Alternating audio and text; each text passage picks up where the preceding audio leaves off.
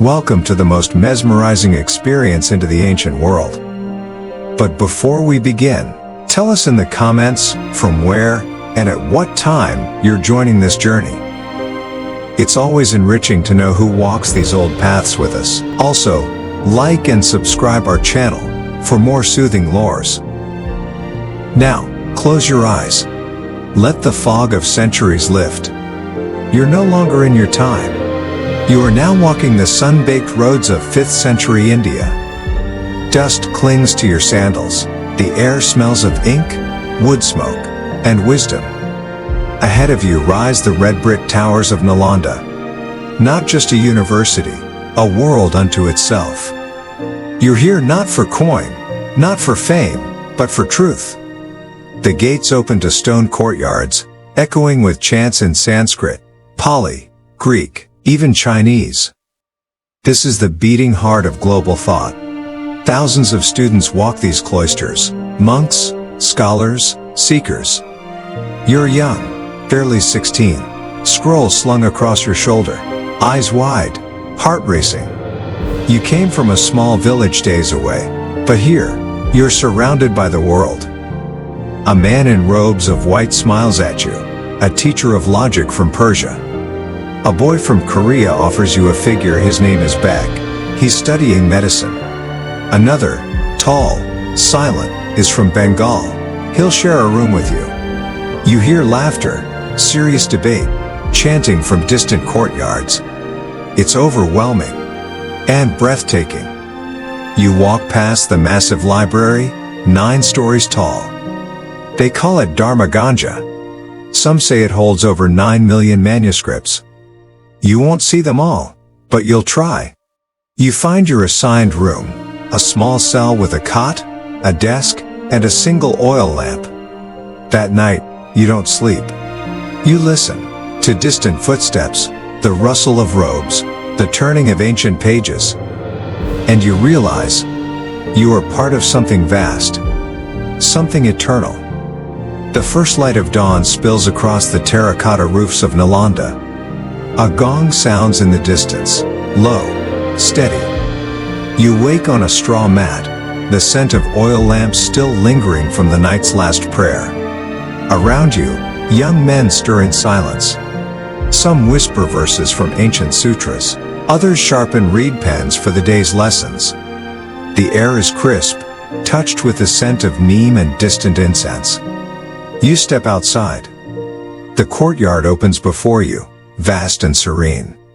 Sandstone colonnades flank the path, lined with carved lions and sacred lotuses. Beyond them, the great library looms, a towering repository of knowledge, said to hold over 9 million scrolls. Birds perch atop prayer flags, the murmur of morning chants echoes from the monastery halls. And amid it all, you feel it, the quiet gravity of knowledge. This isn't just a school. It's the mind of an empire. And you, a part of it. The bell sounds again, not the temple bell, but the one in the eastern tower, signaling morning instruction. You walk through the ochre-red corridors, past monks deep in conversation, scribes hauling bundles of birch-bark manuscripts, and foreign students murmuring in unfamiliar tongues. Nalanda is alive, not with noise, but with ideas. You enter the Vastu Hall. It smells of oil lamps and sandalwood ink. On the stone floor, students are already seated in concentric rows. The teacher, an elder bhikshu, begins. Not with scriptures, but with a question. What is emptiness if the mind clings to meaning? You feel your brow furrow, the question digging under your skin. This is not rote learning. This is war, with your own ignorance. You glance at the boy beside you. Tall, sharp-eyed, skin the color of cinnamon bark. He's from Java, someone whispered earlier.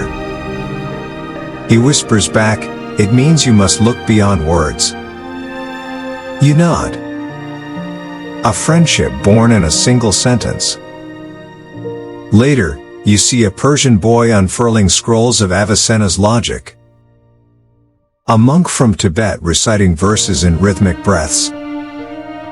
A girl from Lanka debating metaphysics with a Kashmiri prodigy.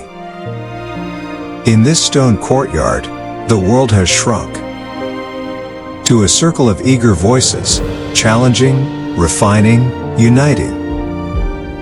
You feel the weight of it.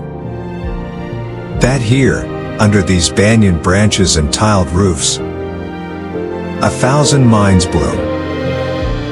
And yours is finally beginning to open. The bell sounds again, not the temple bell, but the one in the eastern tower, signaling morning instruction.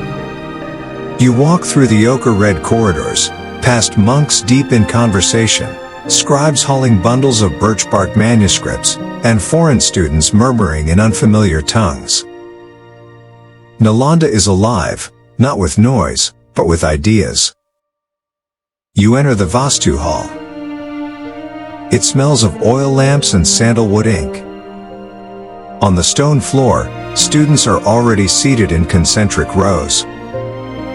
The teacher, an elder bhikshu, begins. Not with scriptures, but with a question.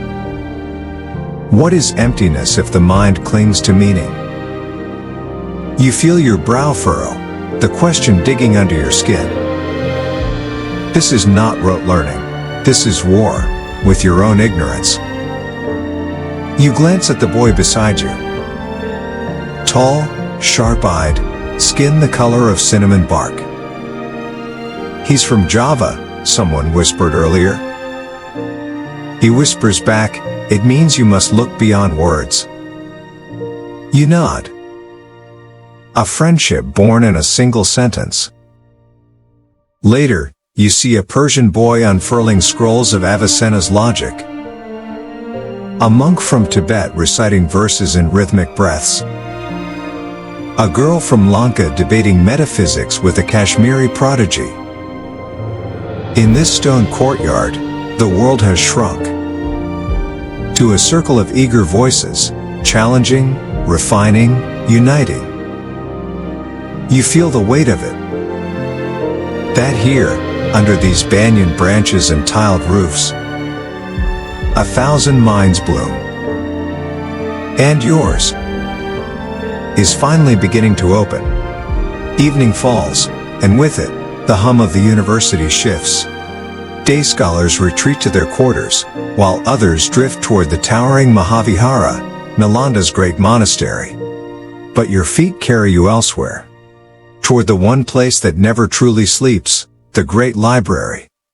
Its outer walls shimmer under oil lanterns, revealing weather-worn murals of bodhisattvas and celestial maps. A monk at the gate nods silently. He knows you now. You've come here many nights. Inside, the air is warm, thick with sandalwood smoke and ancient ink. Scrolls, palm leaf manuscripts, silk-bound volumes, they fill shelves that climb into shadowed rafters. Students move through the aisles like phantoms, whispering questions to each other in many tongues. You settle near a low flame, unrolling a scroll attributed to Aryabhatta himself. It speaks of planets, shadows, eclipses, things you've never touched, yet feel closer to with every word. Around you, knowledge flickers in lamplight. In this quiet place, beneath beams blackened by centuries, you forget time. You are no longer just a student. You are a keeper of fire. At dawn, the bell sounds across Nalanda. Deep, resonant, like the earth itself awakening. You follow the others, barefoot, cloaked in ochre and linen, to the central courtyard. There, beneath the spreading limbs of a Bodhi tree, your next lesson begins. Not in a hall, not in a room, but in the open. The monk's voice is soft, yet it cuts through the rustle of leaves and birdsong. He speaks not of rituals, but of reason. Of logic, of debate, of questioning the self. Do not memorize, he says. Understand, then challenge, even me. You feel the weight of his gaze on you, not as a master looks to a student, but as flame to wick. All around you, heads nod. Some scribble on palm leaves. Others close their eyes and listen. Beside you, your friend Jen whispers, "This is why I came from Luoyang." And you understand.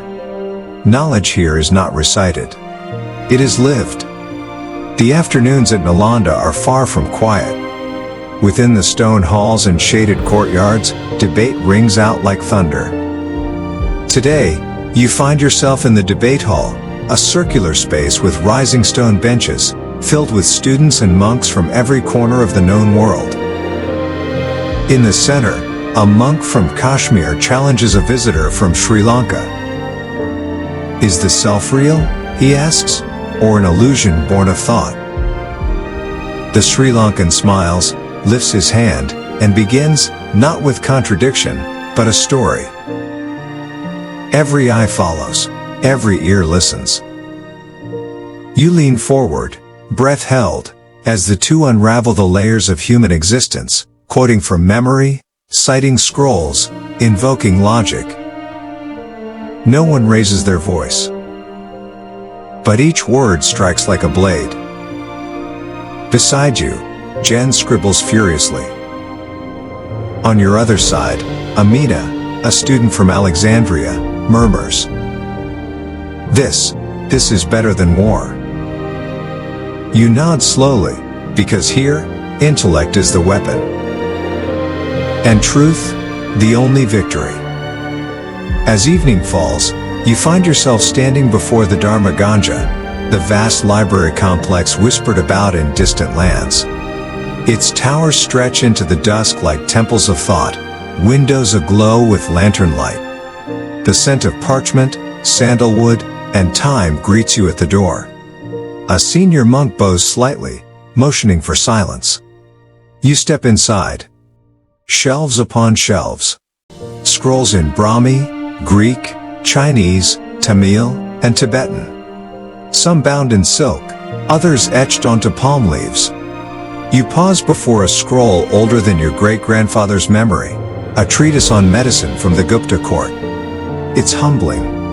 To think that hands long turned to dust once copied these lines by oil lamp. In a quiet alcove, you meet Jen again. He shares a scroll written by a monk who journeyed across the Himalayas for 12 winters to reach Nalanda. He died here, Jen whispers, but his work remains. Outside, a soft wind stirs the banners. And you realize, these are not just books. They are voices, still speaking. The temple bells toll softly at dawn. Today is the day of Agni Vidya, the festival of sacred fire and illumination. You wake early, wrapped in a woolen shawl, and follow the slow procession winding toward the ceremonial grounds. Monks chant in deep, resonant harmony. The sound seems to rise from the earth itself. At the heart of the gathering stands a massive bronze cauldron, cold and empty, for now. One by one, the students and scholars approach with offerings. A palm leaf scroll. A lotus flower. A torn sandal. All symbols of what they've surrendered in their pursuit of knowledge. You hold out your own token, a worn ink brush. It trembles slightly in your hand. Then the head monk raises a flame. Silence. He lights the cauldron. A roar of fire bursts upward, golden and wild, casting shadows across every face. The crowd doesn't cheer. It breathes. Together. In that moment, you feel it. Nalanda is not just a place. It's a living spirit, and you're a part of it now. Night falls gently over Nalanda. The day's chants fade, replaced by the chirp of crickets and the rustle of wind through ancient trees. Instead of retreating indoors, your teacher gestures for everyone to gather beneath the open sky. Tonight's lesson will be different. You sit cross-legged on the cool stone, staring upward. Above, stars flicker like embers on a vast, dark scroll. "What do you see?" the master asks. Silence. Then someone murmurs, "The past." Another replies, "Possibility." Your turn. You whisper, "Patterns." The master smiles. The stars are ancient teachers, he says. They burn, they shift, but their light guides even those who no longer remember the path. He points to the constellation of the Swan. It was this, he says, that guided pilgrims to Nalanda centuries ago. The idea grips you. Long before you, others sat beneath this same sky, yearning, questioning, learning. You are part of that lineage now. One star among many, trying to shine in the dark. You wake early. The courtyard is still wrapped in mist, but your steps are steady. Today, you'll enter Nalanda's heart. The great library. It's not one building, but three: Ratnasagara, Ratnadati, and Ratnaranjaka. Together, they house hundreds of thousands of manuscripts. Scrolls in Sanskrit, Pali, Tibetan, Greek. Words written by scholars long gone, yet their thoughts still breathe, inked on palm leaves and silk. You step inside. The air is warm, thick with the scent of dried parchment and old wood. A hush hangs here, as sacred as a temple. Monks move quietly through the aisles, robes whispering against stone. A senior student hands you a bundle. A commentary by Aryabhatta. Your fingers tremble. You run your hands across the delicate script, marveling at the precision. Here, knowledge is not just studied, it's preserved, revered, protected. Fire lamps flicker across the shelves. The library seems alive, like a mind that never sleeps. And in this moment, you feel it. You are no longer merely a student. You are a guardian of memory. Midday sun filters through the tall neem trees, casting patterned shadows across the red sandstone courtyard. You are not alone. Circles of students have gathered, their voices rising in measured cadence. A debate is beginning. Not an argument, a sacred dance of intellect. Your heart beats faster as you step forward. You are the challenger today. Your opponent? A monk from Sumatra, sharp-eyed, serene. He bows. You return the gesture. A question rings out. Is ultimate truth dependent on perception? The circle falls silent. You draw a deep breath. Slowly, carefully, you form your argument, citing the Madhyamaka, echoing Nagarjuna. You reference the Samkhya, the Nyaya. Hands gesture, words clash. And somewhere in this spiral of thought, you forget who is right. You remember only how it feels to think. Freely. Fearlessly. When the bell tolls and the debate ends, your opponent smiles. He bows again, this time, with warmth. Here, even a contest is a kind of friendship. The sky above Nalanda fades into twilight. The laughter of daytime gives way to the soft rustle of leaves and the distant chants from the temples. You sit cross-legged in your cell, a flickering oil lamp your only light. Around you, silence. Inside you, questions. So many questions. Not just from the texts. From life. You think of home, the face of your mother, your father's voice, the scent of rice fields after rain. You think of the stars, how they burn far away but still light your nights. You wonder why suffering exists. Why people cling to what they must let go. You recall the words of your teacher. True knowledge begins when the questions make you uncomfortable. And they do. They gnaw at you gently. Like time itself. You write a verse in the margins of your scroll. I came to Nalanda for answers, but found a sea of deeper questions. A breeze stirs the flame. Somewhere, a bell tolls midnight. And yet, you do not feel alone. Across centuries, someone like you is listening. The next morning, you are summoned quietly to the Mahavihara's entrance. A traveler has arrived, dust-covered, wide-eyed, bearing letters from distant lands. Among them, one is for you. The seal is familiar. Your heart skips as you open the scroll. It is your father's handwriting. Stiff, formal. but warm. The rains came early this year, it reads.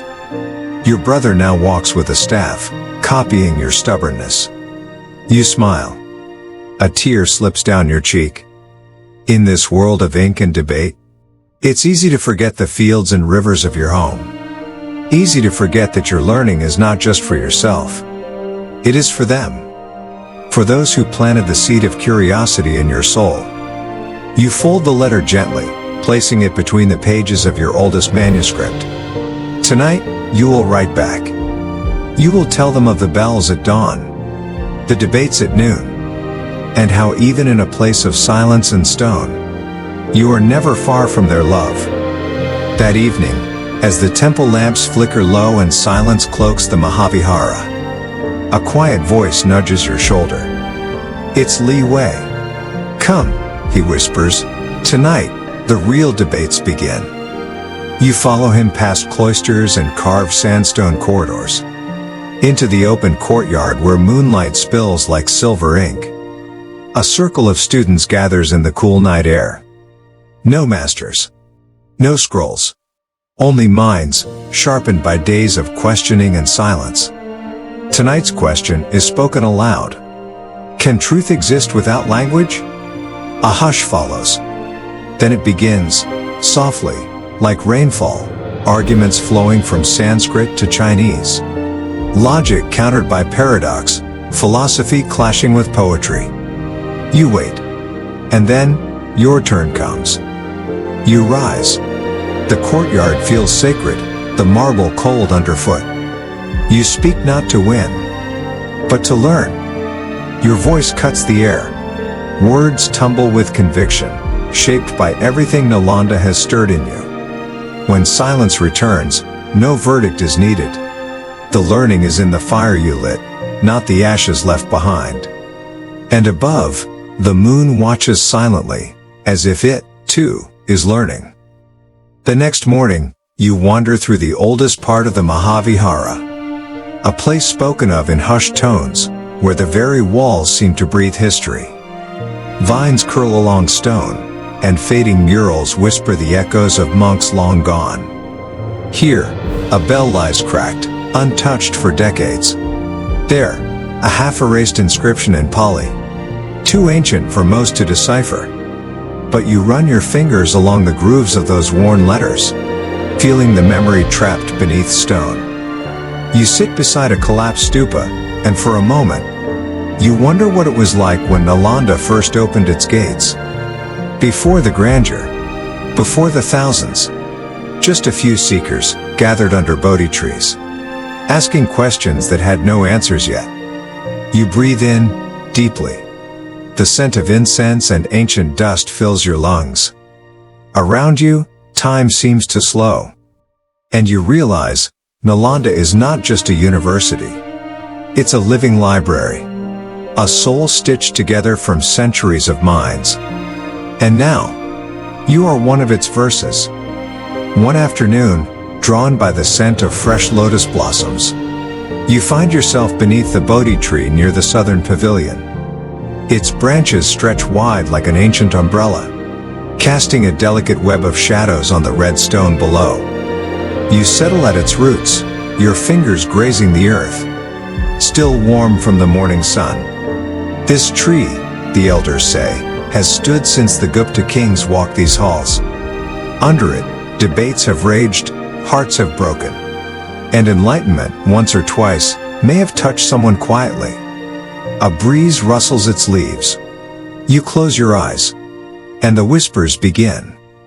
Not voices, but memories. A monk from Tibet muttering mantras. A Persian student scribbling verses of doubt. A woman from Kanchipuram challenging a master with a single line of logic. You hear them, not with your ears, but with your soul. You open your eyes slowly. Nothing has changed. And yet, something within you has. You rise, calmer, as if the Bodhi tree has passed a secret into your chest. One you're not yet ready to understand, but will carry anyway. The next day, just as the sun casts long golden fingers across the tiled roofs, your steps are summoned to the Northern Assembly Hall. A visiting master from Sri Lanka is holding an open session. Not a lecture, a challenge. The scroll outside reads, "Answer not with knowledge, but with understanding." The chamber is packed. Robes rustle. Inkpots are still. And then, silence. The master walks in, tall, stern, and barefoot. His eyes scan the room, and then settle on you. "You," he says. "If a man walks through fire and does not burn, what is he?" The hall leans forward, breathless. Your heart hammers. Is it a trick? A koan? And then it comes to you. Not in thought, but in stillness. He is not the man, you say, but the fire. A pause. The master smiles. Not at your answer, but at your calm. The class exhales. You feel none of the triumph you expected. Just a deep, steady quiet. This is what learning at Nalanda does to you. It strips away performance, until all that remains is clarity. That evening, after your last recitation beneath the banyan shade, Jampa beckons you with a conspiratorial whisper. "Come," he says, "there's something you must see." You follow him past the western wing, through a stone arch cloaked in moss, down a stairway almost swallowed by time. The air shifts, cooler, dustier, lit only by a swinging lantern. Jampa stops at a wooden door. No lock, no markings. He pushes it open. Inside, silence. Endless shelves, heavy with scrolls and bound palm leaves, resting under centuries of patience. You breathe in the scent of ink, oil, and parchment. This, Jampa says, is the Pitaka vault. For works too fragile, or too dangerous. For open shelves. You inch closer to a manuscript in golden script. Its title? Treatises of the Silent Forest. Jampa doesn't explain. He doesn't need to. Some knowledge isn't meant to be read, only encountered. The next morning, you're summoned to the Hall of Pramana, the arena of reason. Not all learning at Nalanda comes from silence. Sometimes, wisdom roars. And today, it does. A crescent amphitheater of sandstone rises before you, layered in tiers where students sit like coiled springs. In the center, two monks, one from Tibet, the other from Kanchipuram, engage in furious dialectic. Their words clash. Sanskrit meeting Pali. Logic locked in ritual precision. What is perception without the perceiver? Is reality dependent or self-existent? Questions spiral like arrows. Rebuttals strike like thunder. You're not just watching a debate.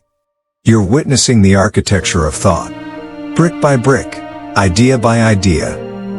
The hall quiets. A final point lands. No applause. Just breath. Shared awe. And minds forever shifted. And as you leave, you realize, knowledge here is not given. It is earned. That night, you gather with a dozen others in the stone courtyard. A single fire crackles at the center, casting tall shadows against the monastery walls. There are no scrolls now. No lectures. Just memory, voice, and silence. One of the monks, old, eyes clouded with wisdom, begins to speak. Not in Sanskrit, not in any tongue you've studied, but in the language of stories. He tells of the Buddha's footprints found in a riverbed, of a scholar who recited the Tripitaka aloud, every word, as the monastery burned around him. You listen, not for knowledge, but for understanding. Around the fire, you realize that wisdom at Nalanda doesn't only live in scrolls. It lives in people, in shared breath, in night air. As the flames flicker lower, a gentle silence falls, and in that silence, you feel it. The pulse of Nalanda. Eternal. Unbroken. The morning air is still cool when you step into the quiet alcove. You're drawn here by instinct. Or perhaps something deeper. Dust dances in the sunlight spilling through a narrow window. And there, nestled between fading manuscripts, you find a scroll that doesn't belong. No title. No ornament. Only a rough seal, broken centuries ago. You unroll it carefully. The letters are handwritten, uneven, personal. A student's journal. From lifetimes past.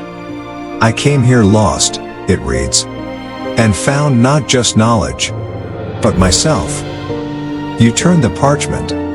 Page after page. He writes of loneliness, of joy, of debates that left his heart racing. You don't know his name, but his words feel like your own. The last line trembles in your hands. May whoever reads this know, you are not alone. And you sit there, with that ancient scroll in your lap, and a sudden warmth in your chest. Because Nalanda isn't just made of stone. It's made of voices, of echoes that find you when you need them most. That evening, you sit beneath a banyan tree. The lanterns in the distance flicker like stars. You hold a piece of parchment and a reed pen. You begin to write, not a thesis, not a copy of sutras, but a letter. To my mother, you begin. And suddenly the ink moves faster than your hand. You write of the meals here, simple but warm. Of your friend from Kanchipuram who snores during morning chants. Of the foreign monk from Korea, who taught you the word for snow.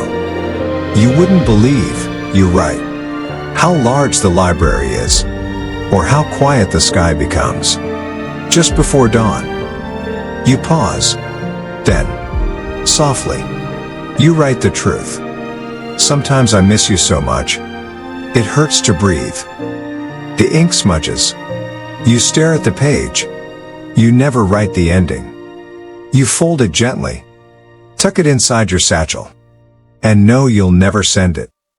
But writing it, that was enough. Because sometimes, Nalanda teaches you how to carry pain, without letting it carry you. The full moon rises behind the towering Dharma bell.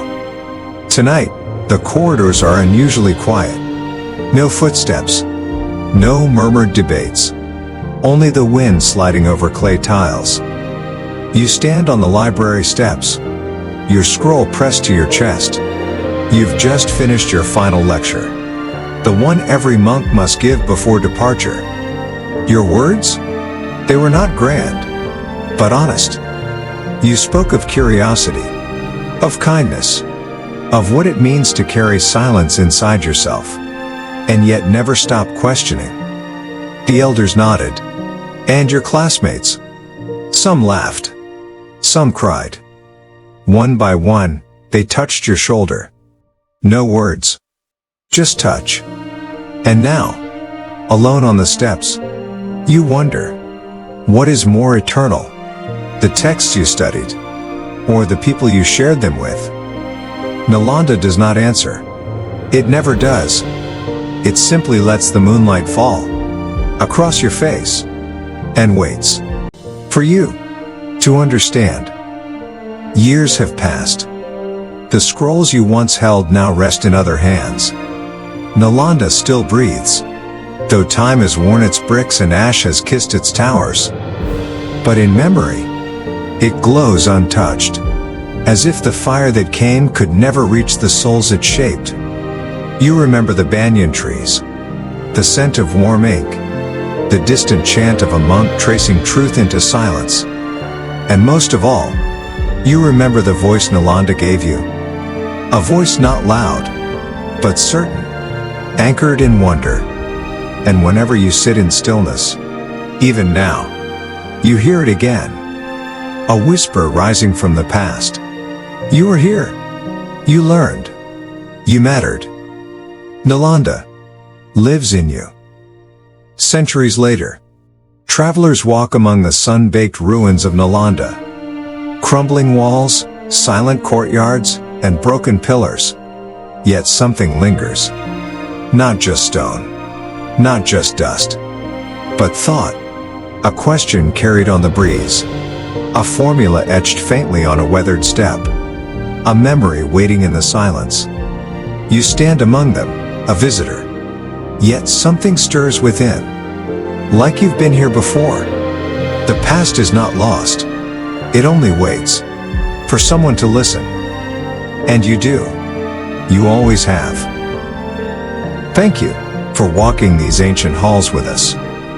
If this journey moved you, if Nalanda's whispers reached your heart, we invite you to like this video and subscribe to our channel. There are many more stories waiting to be heard, and we would be honored to share them with you.